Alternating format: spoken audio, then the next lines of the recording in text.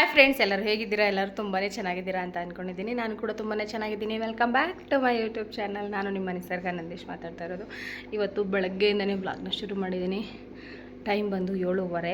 ಇವಾಗ ತಿಂಡಿಗೆ ಪ್ರಿಪೇರ್ ಮಾಡಬೇಕು. ತಿಂಡಿಗೆ ಮಟ್ಕದ ಕಾಳಿದೆ, ಅದನ್ನೆಲ್ಲ ಹಾಕಿ ಸಾಗು ಥರ ಮಾಡಿ, ಸಾಗುನೋ ಪಲ್ಯನೋ ಎರಡೂ ಆಗುತ್ತಲ್ವ, ಅದನ್ನು ಮಾಡಿ ಸ್ವಲ್ಪ ಚಪಾತಿ ಮಾಡೋಣ ಅಂತ ಅಂದ್ಕೊಂಡಿದ್ದೀನಿ. ನಮ್ಮ ಮನೇಲಂತೂ ಫಸ್ಟು ನಾನು ಟ್ರೈ ಮಾಡೋಣ ಅಂಥೇಳಿ ಮಟ್ಕದ ಕಾಳನ್ನು ಹಾಕಿ ಸ್ವಲ್ಪ ಸಾಗು ಥರ ಮಾಡಿದ್ದೆ ಅವತ್ತು ಫಸ್ಟು ಮೊಳಕೆ ಕಟ್ಟಿದಾಗ.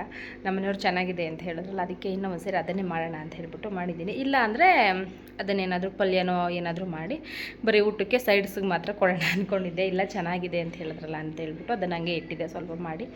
ಇವಾಗ ಅದೇ ಇದೆ, ಅದನ್ನು ಹಾಕಿ ಪಲ್ಯ ಮಾಡಿ ಚಪಾತಿನ ಮಾಡಬೇಕು. ರಕ್ಷಿಗೂ ಇದು ಫೇವ್ರೇಟ್ ಆಗಿಬಿಟ್ಟಿದೆ. ಇವಾಗ ಮಟ್ಕದ ಕಾಳಂತೂ ತುಂಬಾ ಒಳ್ಳೆಯದು ಆರೋಗ್ಯಕ್ಕೆ. ಇವಾಗ ತಿಂಡಿ ಮಾಡಬೇಕು. ಇವಾಗಂತೂ ದನಿನ ಮನೆಯಿಂದ ಬರೋದೇ ಲೇಟ್ ಆಗಿಬಿಡುತ್ತೆ. ಹಾಗಾಗಿ ಸ್ವಲ್ಪ ತಿಂಡಿ ಮಾಡೋದನ್ನು ಲೇಟು ಅಂತಲೇ ಹೇಳ್ಬೋದು. ನಿಮ್ಮ ಜೊತೆ ಒಂದು ಖುಷಿ ವಿಚಾರನ ಹೇಳ್ಕೊಬೇಕು ಅಂತ ಅಂದ್ಕೊಂಡಿದ್ದೀನಿ.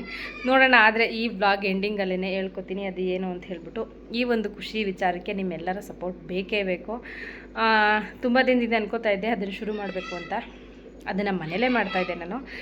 ಇವಾಗ ಆನ್ಲೈನಲ್ಲಿ ಮಾಡೋಣ ಅಂತ ಹೇಳಿ ಅಂದ್ಕೊಂಡಿದ್ದೀನಿ. ನಮ್ಮ ಮನೆಯವರು ಅದಕ್ಕೆ ಏನು ಹೇಳ್ತಾರೋ ಏನೋ ನನಗೂ ಗೊತ್ತಿಲ್ಲ. ಕೇಳಿದೆ, ಅವರು ಆಯಿತು ಅಂತ ಹೇಳಿದ್ದಾರೆ. ಅವ್ರು ಏನಾದರೂ ನಾನೊಂದು ವಿಚಾರ ಹೇಳಿದ್ರೆ ಸ್ವಲ್ಪ ಯೋಚನೆ ಮಾಡಿ ಆಮೇಲೆ ಅವರು ಡಿಸಿಷನನ್ನು ಹೇಳ್ತಾರೆ.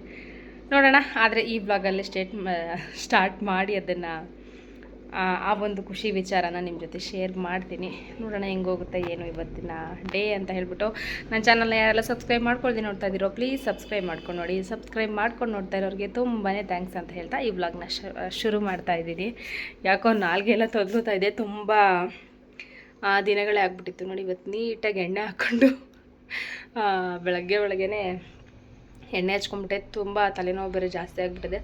ಅದು ಒಲ್ ನೋವು ಏನೋ ಗೊತ್ತಿಲ್ಲ, ಕಿವಿ ಹತ್ರದಿಂದನೂ ಫುಲ್ಲು ಪೇಯ್ನ್ ಜಾಸ್ತಿ ಆಗಿಬಿಟ್ಟಿದೆ. ನಾನು ಅಲ್ಲಿ ನೋವಿಗೆ ಇರಬೇಕು ಅಂತ ಅಂದ್ಕೊಂಡಿದ್ದೀನಿ. ಬನ್ನಿ ಫಸ್ಟು ತಿಂಡಿನ ಪ್ರಿಪೇರ್ ಮಾಡಿಬಿಡೋಣ. ನೋಡಿ, ಇವಾಗ ತಿಂಡಿ ಮಾಡೋದಕ್ಕೆ ಅಂತ ಹೇಳ್ಬಿಟ್ಟು ಅಡುಗೆ ಮನೆಗೆ ಬಂದೆ. ಬೆಳಗ್ಗೆ ಎದ್ದಿದ ತಕ್ಷಣ ಪ್ರತಿ ಹೆಣ್ಮಕ್ಳಿಗೂ ಸ್ಟವ್ ಮುಂದೆ ನಿಂತ್ಕೊಂಡಿದ್ದ ತಕ್ಷಣ ಬರೋದೊಂದೇ ಪ್ರಶ್ನೆ, ತಿಂಡಿಗೆ ಏನು ಮಾಡೋದು, ಊಟ ಏನು ಮಾಡೋದು. ಆಮೇಲೆ ಇನ್ನೂ ಒಂದು ಏನಂದರೆ, ನನಗೆ ರಕ್ಷಿಸೋದಕ್ಕೆ ಯಾವುದೇ ರೀತಿ ಟಾರ್ಚರ್ ಕೊಡಲ್ಲ. ಇದೇ ಥರ ತಿಂಡಿ ಬೇಕು ನನಗೆ ಅಮ್ಮ, ನೀನು ಈ ತಿಂಡಿ ಮಾಡಿದ್ಯಾ, ನಾನು ಈ ತಿಂಡಿ ತಿನ್ನಲ್ಲ, ನನಗೆ ಬೇರೆ ತಿಂಡಿ ಮಾಡಿಕೊಡು. ಇವತ್ತಿಗೂ ರಕ್ಷಿ ಆ ರೀತಿ ಯಾವುದೇ ರೀತಿ ಒಂದು ಕಂಪ್ಲೇಂಟನ್ನು ಸದಾ ನನಗೆ ಹೇಳಿಲ್ಲ. ಅದೊಂದು ನನ್ನ ಖುಷಿ ವಿಚಾರ ಅಂತ ಹೇಳ್ಬೋದು. ಯಾಕಂದರೆ ಕೆಲವೊಬ್ರು ಮಕ್ಕಳು ನನಗೆ ಈ ತಿಂಡಿ ಆಗೋಲ್ಲ, ನನಗೆ ಅದಾಗಲ್ಲ, ನನಗೆ ಈ ಥರ ಟಿಫನ್ ಮಾಡಿಕೊಡಿ ಅಂತ ಕೇಳ್ತಾರೆ. ಆದರೆ ರಕ್ಷಿ ಒಂದು ದಿನವೂ ನನಗೆ ಇದೇ ರೀತಿ ಟಿಫನ್ ಬೇಕು ಕಣಮ್ಮ ಅಂತ ಕೇಳಲ್ಲ. ಅವ್ನು ಕೇಳೋದು ಒಂದೇ, ಜಾಸ್ತಿ ಕೇಳಿದ್ರೆ ಅವನು ಪೂರಿ ಸಾಗು, ಇಲ್ಲಾಂದರೆ ಚಪಾತಿ, ಅವಲಕ್ಕಿ ಉಪ್ಪಿಟ್ಟು, ಇದು ಮೂರೇ ಅಷ್ಟೇ. ಅವನಿಗೆ ಅದು ತುಂಬ ಫೇವ್ರೇಟು. ಅದು ಮೂರೂ ಹೊರಗಡೆ ಹೋಟ್ಲಲ್ಲೆಲ್ಲ ಹೋದರೆ ಮಸಾಲೆ ದೋಸೆ ಫೇವ್ರೇಟು ರಕ್ಷಿಗೆ. ಹಾಗಾಗಿ ಸ್ವಲ್ಪ ನಾನು ರಕ್ಷಿಗೋಸ್ಕರನೇ ಮಾಡಬೇಕು ಅನ್ನೋದು ಏನು ಇಂಟೆನ್ಷನ್ ಇಲ್ಲ. ನನಗೇನು ಮಾಡಬೇಕು ಅನಿಸುತ್ತೋ ಅದನ್ನು ಆರಾಮ್ಸೆಯಾಗಿ ಮಾಡಿದ್ರೆ ರಕ್ಷಿ ಯಾವುದೇ ಆದರೂ ಅಷ್ಟೇನೆ ತಿಂತಾನೆ. ಕೆಲವು ಮಕ್ಕಳು ಇರುತ್ತೆ, ಕೆಲವು ಮನೇಲೆಲ್ಲ ಯಾವ ರೀತಿ ಅಂದರೆ, ಅಯ್ಯೋ ನನ್ನ ಮಕ್ಕಳು ಇವಾಗ ಶಾವಿಗೆ ಉಪ್ಪಿಟ್ಟು ತಿನ್ನಲ್ಲ, ರವೆ ಉಪ್ಪಿಟ್ಟು ತಿನ್ನಲ್ಲ, ಆ ರೀತಿ ಏನಿಲ್ಲ. ರಕ್ಷಿ ತಿಂತಾನೆ, ನಾನು ತಿನ್ನೋದೇ ಇಲ್ಲ ಅಂತ ಪಾಪ ಅವ್ನು ಯಾವುದನ್ನೂ ಇದು ಮಾಡಲ್ಲ. ಆಯಿತು ಕಣಮ್ಮ ತಿಂತೀನಿ ಅಂಥೇಳಿ ಪಾಪ ಎಲ್ಲನೂ ತಿಂತಾನೆ. ನನಗೆ ರೊಟ್ಟಿ ತಿನ್ನೋಕ್ಕಾಗಲ್ಲ. ಕೆಲವು ಮಕ್ಕಳು ಅಯ್ಯೋ ಉಪ್ಪಿಟ್ಟು ಅಂದರೆ ಬೇಜಾರು ಮಾಡ್ಕೋತಾರೆ. ಇನ್ನು ಕೆಲವೊಬ್ಬರು ಶಾವಿಗೆ ಉಪ್ಪಿಟ್ಟು ಅಂದರೆ ಬೇಜಾರು ಮಾಡ್ಕೋತಾರೆ. ಯಾವ ಮಕ್ಕಳು ಯಾವುದಕ್ಕೆ ಬೇಜಾರು ಮಾಡ್ಕೋತಾರೋ ಅದಕ್ಕೆಲ್ಲ ಉಲ್ಟಾ ನನ್ನ ಮಗ, ಅದೇ ಅವನಿಗೆ ಫೇವ್ರೇಟ್ ಆಗಿಬಿಟ್ಟಿದೆ. ಹಾಗಾಗಿ ನನಗೆ ತಿಂಡಿ ಮಾಡೋದಕ್ಕೆ ಯಾವುದೇ ರೀತಿ ತೊಂದರೆ ಇಲ್ಲ. ಆರಾಮ್ಸಾಗಿ ನನ್ನ ಕಾಳುಗಳು ಮತ್ತು ಸೊಪ್ಪು, ತರಕಾರಿಗಳು ಈ ಥರದ್ದೆಲ್ಲ ಇದ್ದರೆ ಆರಾಮ್ಸಾಗಿ ಮಾಡ್ಕೋಬೋದು. ನಾನಿವತ್ತು ಮಟ್ಕದ ಕಾಳನ್ನು ಹಾಕಿ ಪಲ್ಯ ಮಾಡೋಣ ಅಂತ ಹೇಳಿ ಮಾಡ್ತಾಯಿದ್ದೀನಿ. ಸಿಂಪಲ್ಲು, ಏನಿಲ್ಲ. ಸ್ವಲ್ಪ ಸಾಸಿವೆ, ಫಸ್ಟು ಎಣ್ಣೆ ಹಾಕ್ಕೋಬೇಕು, ಒಂದು ಕುಕ್ಕರ್ ಇಟ್ಕೊಂಡು. ಆಮೇಲೆ ಸ್ವಲ್ಪ ಸಾಸಿವೆ, ಜೀರಿಗೆ. ನಾನು ಈ ಕಡೆ ಸ್ವಲ್ಪ ನೋಡ್ತಾ ಇದ್ನ ಅಷ್ಟರಲ್ಲಿ ಕಡಲೆಬೇಳೆ ಸೀದೋಗಿದೆ ನೋಡಿ. ಸ್ವಲ್ಪ ಕಡಲೆಬೇಳೆ ಹಾಕ್ಕೊಂಡು, ನಿಮ್ಮ ಮನೇಲಿ ಕ್ಯಾಪ್ಸಿಕಮ್ ಇದ್ದರೆ ಕ್ಯಾಪ್ಸಿಕಮ್ ಹಾಕ್ಕೊಳ್ಳಿ. ಸ್ವಲ್ಪ ಕರಿಬೇವು, ಈರುಳ್ಳಿ ಹಾಕ್ಕೊಂಡು ಸ್ವಲ್ಪ ಫ್ರೈ ಆಗೋಕ್ಕೆ ಬಿಟ್ಟು, ಆಮೇಲೆ ನಾನೇನು ಮಾಡ್ತಾಯಿದ್ದೀನಿ ಅಂದರೆ ಟೊಮೊಟೊನ ಹಾಕೋತಾ ಇದ್ದೀನಿ. ನೀವು ರುಬ್ಬಿನೂ ಸುದಾ ಹಾಕ್ಕೋಬೋದು. ಇಲ್ಲಿ ಮಟ್ಕದ ಕಾಳು, ಹೆಸ್ರು ಕಾಳು ಎರಡನ್ನೂ ಕಾಂಬಿನೇಷನ್ ಮಾಡಾಕ್ತಾಯಿದ್ದೀನಿ ನಾನು. ಮಟ್ಕದ ಕಾಳು ಯಾಕೆ ಅಂದರೆ ಮಕ್ಕಳಿಗೆ ತುಂಬ ಆರೋಗ್ಯಕ್ಕೆ ಒಳ್ಳೆಯದು. ಹಾಗಾಗಿ ನಾನು ಮಟ್ಕದ ಕಾಳನ್ನು ಸ್ವಲ್ಪ ಯೂಸ್ ಮಾಡ್ತೀನಿ. ಮೊಳಕೆ ಬರೆಸಿ ಹಾಕಿರೋದ್ರಿಂದ ಇನ್ನೂ ಟೇಸ್ಟು ಚೆನ್ನಾಗಿರುತ್ತೆ. ಇದನ್ನು ನಾನು ಸ್ಟಾರ್ಟಿಂಗಲ್ಲಿ ಏನು ಅಂದ್ಕೊಂಡಿದ್ದೆ ಅಂದರೆ, ಇದು ಹೆಸ್ರು ಕಾಳು ಥರನೇ ಇದೆಯಲ್ಲ ಅಂತ ಅಂದ್ಕೊಂಡಿದ್ದೆ. ನನಗೆ ಸ್ವಲ್ಪ ಮಸಾಲೆ ಎಲ್ಲ ರುಬ್ಬಾಕಿದ್ರೆ ಜಾಸ್ತಿ ಗಟ್ಟಿ ಅನಿಸ್ಬಿಡುತ್ತೆ ಅಂತ ಹೇಳಿಬಿಟ್ಟು ನಾನೇನು ಮಾಡಿದೆ ಅಂದರೆ, ಥಿಕ್ನೆಸ್ ಜಾಸ್ತಿ ಇರುತ್ತೆ ಅಂಥೇಳಿ ಬೇಡ, ಬರೀ ಪ್ಲೈನಾಗೇನೆ ಸಾಂಬಾರು ಪುಡಿ ಹಾಕಿ ಮಾಡ್ಕೊಳ್ಳೋಣ ಅಂಥೇಳಿ ಮಾಡ್ಕೊತಾ ಇದ್ದೀನಿ. ತುಂಬಾ ಟೇಸ್ಟ್ ಅಂತೂ ಚೆನ್ನಾಗಿತ್ತು. ನೀವು ಒಂದ್ಸರಿ ಮನೇಲಿ ಟ್ರೈ ಮಾಡಿ. ಸಿಂಪಲ್ ಅಲ್ವಾ? ಒಗ್ಗರಣೆಗೆಲ್ಲ ಮಾಮೂಲಿ ಹಾಕ್ಬಿಟ್ಟು ಲಾಸ್ಟಲ್ಲಿ ಕಾಳನ್ನೂ ಹಾಕಿ ಸ್ವಲ್ಪ ಫ್ರೈ ಮಾಡ್ಕೊಂಡಿದ್ದೀನಿ. ನಾನು ಟೊಮೊಟೊ ಹಾಕಿ ಫ್ರೈ ಮಾಡ್ಕೊಂಡಾದ್ಮೇಲೆ ಕಾಳನ್ನು ಹಾಕಿ ಅದನ್ನು ಒಂದು ಸ್ವಲ್ಪ ಹೊತ್ತು ಫ್ರೈ ಮಾಡಿಕೊಂಡು ಸ್ವಲ್ಪ ಕಾಯಿ ತುರಿ, ಸಾಂಬಾರು ಪುಡಿ, ಸ್ವಲ್ಪ ಕೊತ್ತಂಬರಿ ಸೊಪ್ಪನ್ನು ಹಾಕಿ ಅದ್ರ ಅಳತೆ ನೋಡ್ಕೊತಾ ಇದ್ದೀನಿ. ಇಷ್ಟು ಪಲ್ಯಕ್ಕೆ ಸಾಕಾಗುತ್ತಾ ನೀರು ಅಂತ ಹೇಳಿ ಹಾಕಿ ನೋಡಿಕೊಂಡೆ ನಾನು. ಇನ್ನೊಂದು ಸ್ವಲ್ಪ ಬೇಕು ಅಂತ ಅನ್ನಿಸ್ತು ನನಗೆ. ಇನ್ನೊಂದು ಸ್ವಲ್ಪ ನೀರು ಹಾಕಿ ಜಾಸ್ತಿ ತೆಳುಗೆ ಮಾಡ್ಕೊಬಿಡಿ, ಯಾಕಂದರೆ ಅದು ಪಲ್ಯ ರೀತಿ ಹಚ್ಕೊಂಡು ತಿನ್ನಬೇಕಲ್ವ, ಅಷ್ಟಿಗೆ ನೋಡಿ ಹಾಕ್ಕೊಂಡ್ರೆ ಸಾಕು. ರುಬ್ಬಿ ಹಾಕಿ ಮಾಡಿಕೊಂಡ್ರೆ ಇಷ್ಟ ಆಗುತ್ತೆ ಅನ್ನೋರು ಮಾಡ್ಕೊಳ್ಳಿ. ನಮ್ಮ ಮನೇಲಿ ನಾನು ಹೇಳಿದ್ನಲ್ಲ, ನಮ್ಗೆ ಜಾಸ್ತಿ ತಿಕ್ನೆಸ್ ಇದ್ದರೆ ಇಷ್ಟ ಆಗೋದಿಲ್ಲ, ಹಾಗಾಗಿ ನಾನು ಈ ರೀತಿಯೇ ಮಾಡಿದೆ. ನಮ್ಮ ಮನೆಯವ್ರಿಗೆ ಸ್ವಲ್ಪ ಮಸಾಲೆ ರುಬ್ಬಿ ಹಾಕೋದು ಇಷ್ಟ ಆಗುತ್ತೆ, ನನಗೆ ಈ ರೀತಿ ಪ್ಲೈನಾಗಿರೋದು ಇಷ್ಟ ಆಗುತ್ತೆ. ನಾನು ಲಾಸ್ಟಲ್ಲಿ ಸ್ವಲ್ಪ ಉಪ್ಪನ್ನು ಸೇರಿಸ್ತಾ ಇದ್ದೀನಿ. ಕೆಲವೊಂದು ಸತಿ ನಾನು ಉಪ್ಪನ್ನು ಯಾವಾಗ ಸೇರಿಸ್ತೀನಿ ಅಂದರೆ ಟೊಮೆಟೊ ಹಾಕ್ತೀನಲ್ಲ, ಆವಾಗ ಸ್ವಲ್ಪ ಸಾಫ್ಟ್ ಆಗಲಿ ಅಂತ ಹೇಳಿ ಆವಾಗಲೇ ಸೇರಿಸ್ಬಿಡ್ತೀನಿ. ಇವತ್ತು ಕಾಳನ್ನ ಸ್ವಲ್ಪ ಜಾಸ್ತಿ ಫ್ರೈ ಮಾಡಬೇಕಾಗಿತ್ತಲ್ವ, ಹಾಗಾಗಿ ಲಾಸ್ಟಲ್ಲಿ ಉಪ್ಪನ್ನು ಹಾಕಿ ಲಿಡ್ನ ಕ್ಲೋಸ್ ಮಾಡಿ ಒಂದು 2-3 ವಿಸಲ್ ಕೂಗಿಸ್ಕೊಂಡ್ರೆ ಆ ಮಟ್ಕದ ಕಾಳು ಪಲ್ಯ, ಸಾಗುನು ಅಂದ್ಕೊಬೋದು, ರೆಡಿ ಆಗುತ್ತೆ. ನಾನು ಅದನ್ನು ಒಂದು ಕಡೆ ಮಾಡೋದಕ್ಕೆ ಕೂಗಾಕಿಟ್ಬಿಟ್ಟು ಈ ಕಡೆ ಚಪಾತಿ ಹಿಟ್ಟನ್ನು ಕಲಿಸ್ತಾ ಇದ್ದೀನಿ. ಈ ರೀತಿ ಫಸ್ಟು ಒಂದು ಸರಿ ನಾನು ಹೇಳಿದ್ನಲ್ಲ, ಮಟ್ಕದ ಕಾಳು ಹಾಕಿ ಟ್ರೈ ಮಾಡಿದ್ದೆ ನೋಡೋಣ ಅಂಥೇಳಿ. ನನಗೆ ಇದನ್ನು ನನ್ನ ಫ್ರೆಂಡು ಹೇಳಿದ್ಲು, ಈ ರೀತಿ ಮಟ್ಕದ ಕಾಳು ಕೊಡು ಮಕ್ಕಳಿಗೆ ತುಂಬ ಒಳ್ಳೆಯದು ಅಂತ ಹೇಳಿ. ನಾನು ಅವಾಗ ಹೌದಾ, ಅದು ಯಾವ ರೀತಿ ಇರುತ್ತೆ ಏನು ಅಂತ ನನಗೂ ಗೊತ್ತಿರಲಿಲ್ಲ. ಆಮೇಲೆ ಅವಳು ಹೇಳಿದ್ಲು, ಈ ರೀತಿ ಹೆಸ್ರು ಕಾಳು ಥರ ಇರುತ್ತೆ, ಅದನ್ನು ಹಾಕಿ ಮಾಡು, ತುಂಬ ಚೆನ್ನಾಗಿರುತ್ತೆ, ಟೇಸ್ಟೂ ಅಷ್ಟೇ ಚೆನ್ನಾಗಿರುತ್ತೆ ಅಂತ ಹೇಳಿದ್ಲು. ಅದೇನು ಹೆಸ್ರು ಕಾಳಿಗೂ ಅದಕ್ಕೂ ಏನೂ ವ್ಯತ್ಯಾಸ ಇಲ್ಲ, ಎರಡೂ ಒಂದೇ ರೀತಿಯೇ ಇರುತ್ತೆ. ತುಂಬ ಚೆನ್ನಾಗಿರುತ್ತೆ ಕಾಳಂತೂ. ಒಂದು ಸರಿ ಟ್ರೈ ಮಾಡಿ ನೋಡಿ ನೀವು. ಇವಾಗ ನಾನು ಪಲ್ಯಕ್ಕೆ ಹೋಗೋಷ್ಟರಲ್ಲಿ ಈ ಕಡೆ ಚಪಾತಿ ಹಿಟ್ಟಿಗೆ ಕಲಿಸ್ಕೊಂಬಿಡೋಣ ಅಂಥೇಳಿ ಕಲಿಸ್ತಾ ಇದ್ದೀನಿ. ಅದರಲ್ಲಿ ಬೇರೆ ರಕ್ಷಿ ಮಧ್ಯದಲ್ಲಿ ಬಂದು ಹೋಗಿ ಹೇಳ್ತಾ ಇದ್ದ, ಬರೋದು ಹೋಗೋದು, ಅಮ್ಮ ಚಪಾತಿನೇ ಇವತ್ತು ಚಪಾತಿನ ಅಂತ ಹೇಳಿ. ರಕ್ಷಿಗೆ ಚಪಾತಿ ಪೂರಿ ಅಂದರೆ ತುಂಬಾ ಫೇವ್ರೇಟು. ಹಂಗೂ ಪೂರಿ ಮಾಡಿಕೊಡಮ್ಮ ಅಂತ ಹೇಳ್ದ. ಸ್ವಲ್ಪ ಜಾಸ್ತಿ ಎಣ್ಣೆ ಇರೋದೆಲ್ಲ ಬೇಡ ಅಂತ ಹೇಳಿ ನಾನೇನು ಮಾಡಿದೆ, ಬೇಡ ಕಣಪ್ಪ ಅಂತ ಹೇಳಿ ಪೂರಿ ಏನು ಮಾಡಿಕೊಡ್ಲಿಲ್ಲ, ಚಪಾತಿನೇ ಮಾಡೋಣ ಅಂಥೇಳಿ ಮಾಡ್ತಾಯಿದ್ದೆ. ಹಿಂದಿನ ದಿನ ಸ್ವಲ್ಪ ಮಳೆ ಬೇರೆ ಚೆನ್ನಾಗಿ ಬಂದಿತ್ತು. ನಮ್ಮ ಮನೆಯವ್ರನ್ನ ಕಡಲೆ ತೊಗೊಂಬರೋಗಿ ಅಂತ ಹೇಳ್ತಾಯಿದ್ದೆ. ನೋಡೋಣ, ಅವರು ಹೋಗೋದೇನಿನ್ನ ಗ್ಯಾರಂಟಿ ಇಲ್ಲ, ನೋಡ್ತೀನಿ ಅಂತ ಹೇಳ್ತಾಯಿದ್ರು. ಅದಕ್ಕೆ ಬೇಗ ತಿಂಡಿ ಮಾಡಿಬಿಟ್ರೆ, ತಿಂಡಿ ಮಾಡಿ ಕೊಟ್ಟು ಕಳಿಸ್ಬಿಡೋಣ. ಅವರು ನೋಡೋಣ ಆದಷ್ಟು ಹೋಗೋಕ್ಕೆ ಟ್ರೈ ಮಾಡ್ತೀನಿ ಅಂತ ಹೇಳಿದರು. ಅದಕ್ಕೆ ಬೇಗ ತಿಂಡಿ ಕೊಟ್ಬಿಡು, ನಾನು ಹಸು ಎಲ್ಲ ಕಟ್ಟಾಕ್ಬಿಟ್ಟು ನಾನು ಹೋಗ್ತೀನಿ, ನೀನು ರಕ್ಷಿನ ಕರ್ಕೊಂಡು ಹೋಗೋದಕ್ಕೆ ಸರೋಗುತ್ತೆ ಅಂತ ಹೇಳಿದರು. ಚಪಾತಿ ಹಿಟ್ಟನ್ನು ನಾವು ಅರ್ಜೆಂಟಲ್ಲಿ ಕಲಿಸ್ಬೇಕಾದ್ರೆ ತುಂಬಾ ನಾದಬೇಕು, ತುಂಬ ಚೆನ್ನಾಗಿ ಬರುತ್ತೆ ಹಿಟ್ಟು. ಅವಾಗ ಕಲಿಸಿದ್ದೀವಿ ಅಂತ ಏನೂ ಗೊತ್ತಾಗಲ್ಲ, ನೀವು ಚೆನ್ನಾಗಿ ನಾದಬೇಕಷ್ಟೇನೆ, ಆವಾಗ ತುಂಬ ಸಾಫ್ಟಾಗಿ ಚಪಾತಿ ಹಿಟ್ಟು ಚೆನ್ನಾಗಿರುತ್ತೆ. ನಾನು ಜಾಸ್ತಿ ಟೈಮ್ ಇರಲಿಲ್ಲಲ್ವ, ಹಾಗಾಗಿ ಚೆನ್ನಾಗಿ ನಾದಿ ಎತ್ತಿ ಇಡ್ತಾಯಿದ್ದೀನಿ, ಒಂದು ಕಡೆ ಇಟ್ಟೆ. ಅಷ್ಟರಲ್ಲಿ ಕುಕ್ಕರ್ ಕೂಗ್ತು, ಓಪನ್ ಮಾಡ್ತಾಯಿದ್ದೀನಿ. ತುಂಬಾ ಚೆನ್ನಾಗಾಗಿತ್ತು. ಸಾಗು ಪಲ್ಯ ಏನಾದರೂ ಅಂದ್ಕೋಬೋದು. ರಕ್ಷಿಗಂತೂ ತುಂಬಾ ಇಷ್ಟ ಆಯಿತು. ಚೆನ್ನಾಗಿದೆ ಕಣಮ್ಮ ಅಂತ ಹೇಳಿ ಅಂತ ಇದ್ದ. ಅವನಿಗೆ ಫಸ್ಟು ಚಪಾತಿನ ಹಾಕ್ಕೊಡ್ತಾಯಿದ್ದೀನಿ. ರಕ್ಷಿಗೆ ಫಸ್ಟ್ ಹಾಕ್ಕೊಟ್ಬಿಟ್ಟು ಅವ್ನು ತಿಂತಾ ಇರ್ತಾನಲ್ವ, ಆಮೇಲೆ ನಮ್ಮ ಮನೆಯವ್ರಿಗೆ ಹಾಕ್ಕೊಡ್ಬೇಕು. ನಮ್ಮ ಮನೇಲೆಲ್ಲ ಹೆಂಗೆ ಅಂದರೆ ಚಪಾತಿ, ದೋಸೆ ಈ ಥರದ್ದು ಏನೇ ಆಗಿರ್ಬೋದು, ಅಲ್ಲಿ ಬಿಸಿ ಹಾಕ್ತಾ ಇರಬೇಕು, ಕೊಡ್ತಾ ಇರಬೇಕು. ಆ ರೀತಿ ಇದ್ದರೆ ಇವಾಗ 2 ಚಪಾತಿ ತಿನ್ನೋರು 3 ಚಪಾತಿ ತಿಂತಾರೆ, ಆ ರೀತಿ ಅಲ್ವ. ಬಿಸಿ ಇದ್ದರೆ ಗೊತ್ತಾಗಲ್ಲ, ಚೆನ್ನಾಗಿ ಊಟ ಮಾಡ್ತಾರೆ ಅಂತ ಹೇಳ್ಬಿಟ್ಟು ನಾನು ಬಿಸಿ ಚಪಾತಿನೆಲ್ಲ ಹಾಕಿ ಕೊಡ್ತಾಯಿದ್ದೀನಿ. ರಕ್ಷಿ ಚೆನ್ನಾಗಿದೆ ಕಣಮ್ಮ ಅಂಥೇಳಿ ಬಾಕ್ಸ್ಗೆ 2 ಚಪಾತಿನ ಹಾಕಿಸ್ಕೊಂಡು ಹೋದ.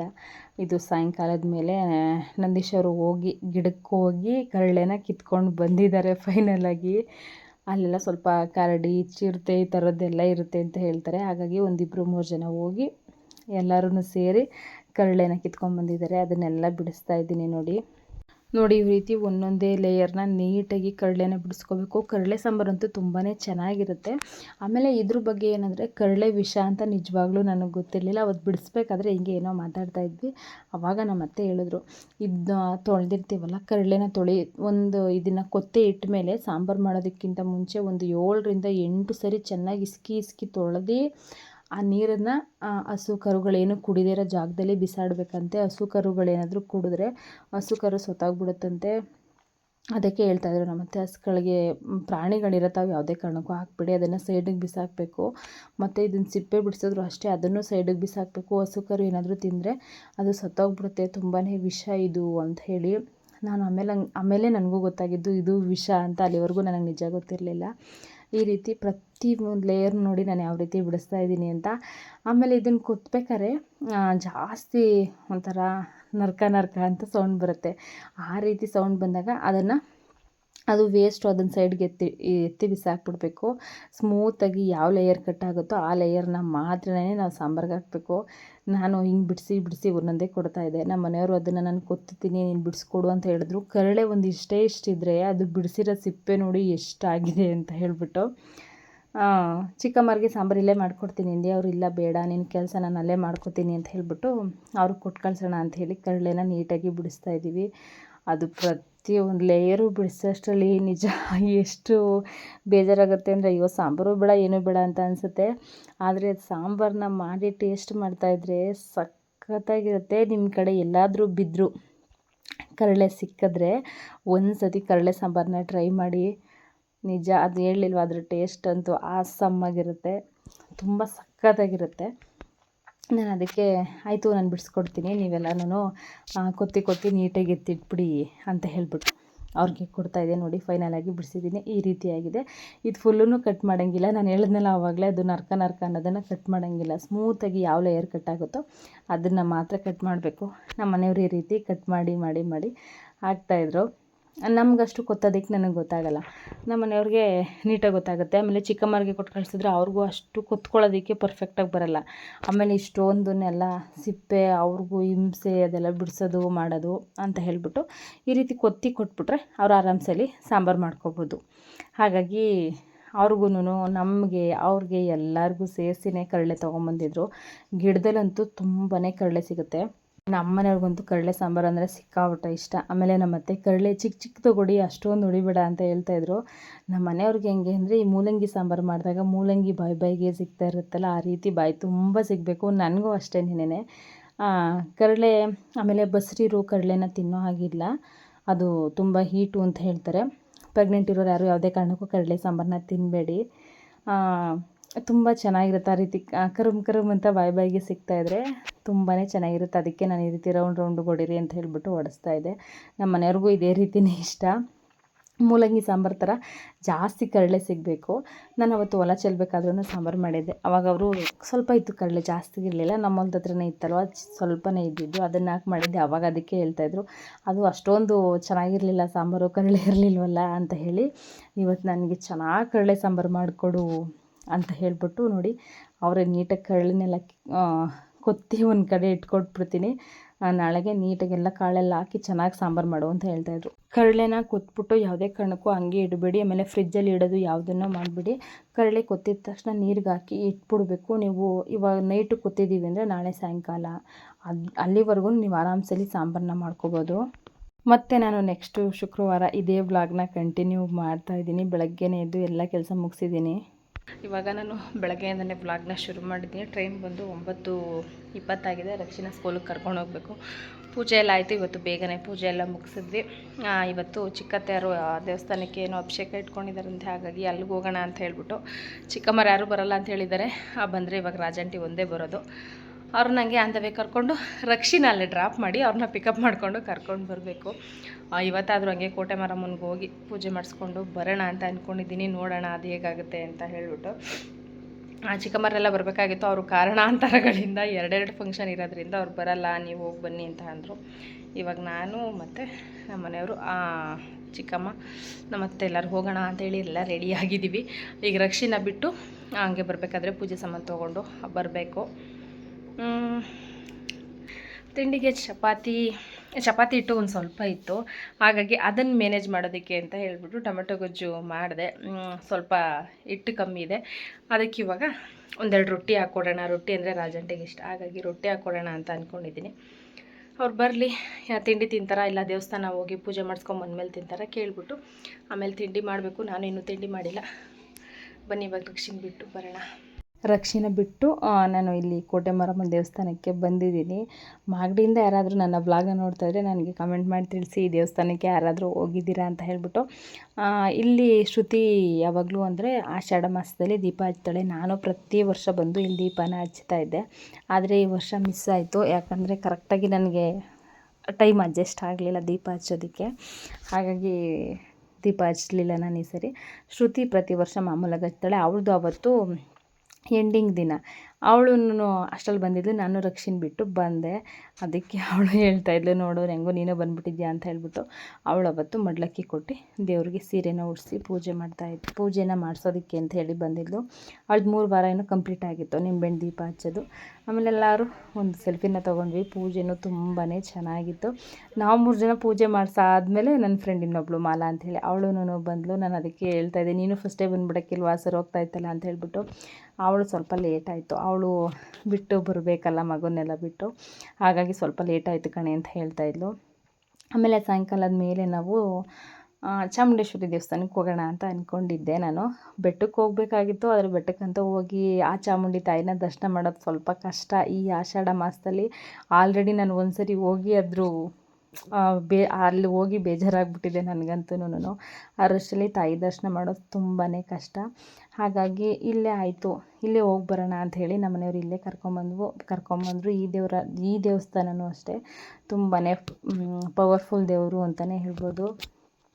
ನಮ್ಮ ಮನೆಯವರು ಅದಕ್ಕೆ ಆಯಿತು, ಅಲ್ಲಂತೂ ಹೋಗೋದಕ್ಕಾಗಲಿಲ್ಲ, ನಡಿ ಇಲ್ಲಾದರೂ ಹೋಗಿ ಪೂಜೆ ಮಾಡಿಸ್ಕೊಂಡು ಬರೋಣ ಅಂಥೇಳಿ ಸಾಯಂಕಾಲದ ಮೇಲೆ ಬಂದು ಪೂಜೆ ಎಲ್ಲ ಮಾಡಿಸ್ಕೊಂಡು ಆಮೇಲೆ ರಿಟನ್ನು ಮನೆಗೆ ಹೋದ್ವಿ. ಇವತ್ತಿನ ವ್ಲಾಗ್ ಇಷ್ಟೇ ಸ್ನೇಹಿತರೆ. ನಿಮಗೆಲ್ಲರಿಗೂ ಇಷ್ಟ ಆಗಿದೆ ಅಂತ ಅಂದ್ಕೊಂಡಿದ್ದೀನಿ. ಇಷ್ಟ ಆಗಿದ್ರೆ ಏನು ಮಾಡಬೇಕು ಹೇಳಿ, ಲೈಕ್ ಮಾಡಬೇಕು, ನಿಮ್ಮ ಫ್ರೆಂಡ್ಸ್ ಆ್ಯಂಡ್ ಫ್ಯಾಮಿಲಿ ಜೊತೆಗೆ ಶೇರ್ ಮಾಡ್ಕೋಬೇಕು. ಈ ವಿಡಿಯೋನ ನೋಡಿ ನಿಮ್ಮ ಅನಿಸಿಕೆ ಅಭಿಪ್ರಾಯಗಳು ಏನು ಅನ್ನಿಸ್ತು ಅಂತ ಹೇಳಿ ನನಗೆ ಕಮೆಂಟ್ ಮಾಡಿ ತಿಳಿಸ್ಬೋದು. ಇವತ್ತಿನ ವ್ಲಾಗ್ ಇಷ್ಟೇ. See you in the next vlog. Love you all. Bye bye.